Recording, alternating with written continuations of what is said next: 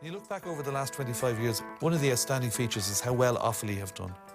Offaly is a small county, people forget that, and yet they can compete at the highest level in hurling and football. It's a fantastic achievement with such a population. They don't win a lot of minor titles, etc., but they still bring so many players through, and for Offaly to be able to compete at a top level in football and hurling with a small population is a fantastic achievement. Half-time position then, Limerick ahead by 6 points. Is it enough? We had an amazing final in '94 between a very good Limerick team and Offaly, where Limerick seemed to have it won. They were way ahead, and Offaly came with one of the great late comebacks to win a thrilling final.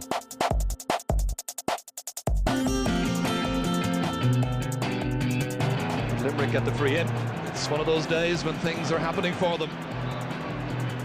They've been on a bit of a roll all season, and it's continued right here in this All-Ireland final, and Gary Kirby has got point number 6 for the day.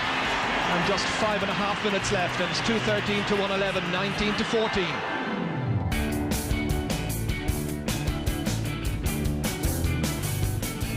I remember watching it at home on TV, glued to it obviously, and it just seemed all the way through that Limerick were going to win.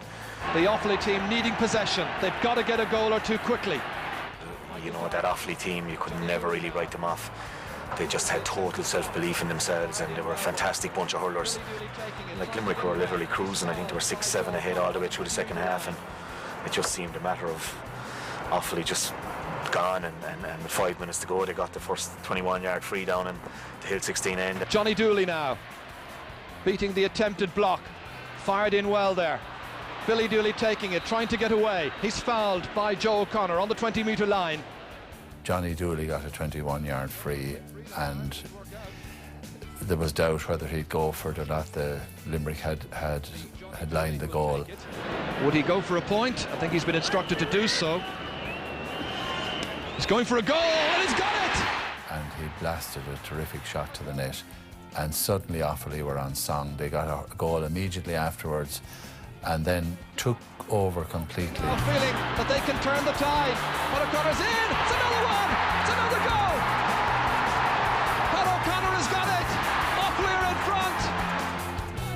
And it was an amazing turnabout in a game that seemed all lost for Offaly and one for Limerick, but the absolute skill level of Offaly won in the end. Extraordinarily cruel match, I'd have to say, from a Limerick point of view. I mean, they seemed to be in cruise control, and next thing, Johnny Dooley scores that goal, and straight away Pat O'Connor gets another, and it's just turned on its head, and suddenly you're watching Billy Dooley dropping over points for fun. Well, whoever said the match is never over until the final whistle. It was never truer than in this case here, as Billy Dooley fires in another beauty. Fired outside towards Billy Dooley on his left-hand side. It's just like routine practice now. He's come out the field, back again to Billy Dooley, nobody marking him, and that's 3 in a row. A superb performance by the young man from Clarine in County Offaly, from the Sarah Kieran's club. My big memory of that is that in those days, journalists were still allowed into dressing rooms. So we literally went down, dressing room tunnel, door opened, and you walked in, and you're standing on fellas' towels and everything. It was an extraordinary thing to look back on. And literally within minutes of the Limerick team coming into their dressing room, we were in, walking around with our tape recorders. What did you think? How does it feel like? And these guys were just devastated. And yet they had the dignity to talk to people. And you know, nowadays it's very sanitized. We go down to a little auditorium and people are brought in and they sit at a desk and we ask them questions in a very formal way. But in those days, you literally went into a wake and just stood on their towels and asked them to talk you through it. It was a very, very cruel day for Limerick, I think, but that was a great Offaly team, and I think one thing that maybe people overlook is that Offaly team would almost feel they underachieved. They had such great talented hurlers. I think Limerick were stunned. I think they're still stunned to this day about what happened.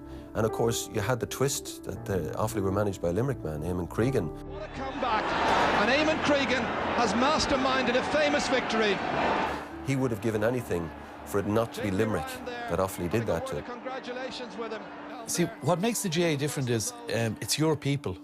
Soccer or rugby players come in, they're transferred in, they transfer out, whatever. In GAA, it's your people. So if you do have that great day in the sun, the fellas out there or neighbours of yours. It could be your carpenter, it could be your milkman, your school teacher, a fellow who works in the bank.